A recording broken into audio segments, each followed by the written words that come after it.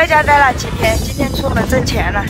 这次出门终于不用趴窝了，因为我们上个月回去的时候就已经订了一票今天装的货，还是去新疆的。这票货是我们上个月27号就订了。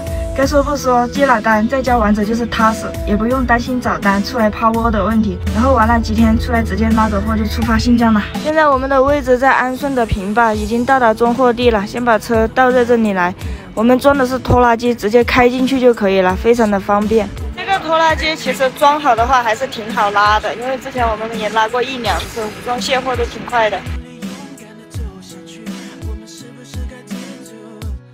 我们上一趟是从新疆出来，然后再回家的。上次我们进去的时候还不算的，这次进去不知道里面有没有下雪，天气怎么样呀？不过这次我们已经万事俱备了，带了一床厚的被子，然后还有3大包衣服，春夏秋冬的都在里面了。我们这个车快2年了，这个月最后1个月车贷就还完了，有换一个906的想法。这不前2天我们回去就问了一下我们这个公司，他说我们这个提档出来的话要3万8。意思就是说，我们这个车2年都不到，就只值8万来块钱。唉，希望一下子就破灭了，只能好好开我们这个6.8米了，其他的也不敢想。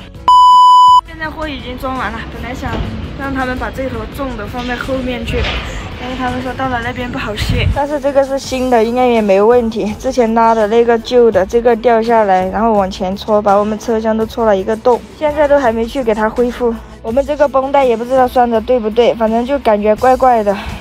这个拖拉机还要搭篷布，这拖拉机这个顶有点超高了，这篷布要是再做的短一点的话就搭不上了。现在篷布已经搭完了，热死了，这个天气干活。好，3000多公里，然后这边的人也要过去，他们8号的机票，然后也是他们给我们卸货，所以说我们只要和他们一起到就可以了。3000多公里不堵车的情况下，我们4天就能到。先找个地方把油加了，请输入卡内码。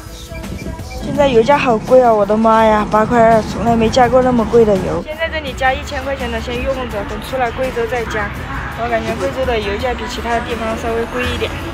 3000多公里出发啦，新疆出发。先在这里过一下磅，才13.7，还挺轻。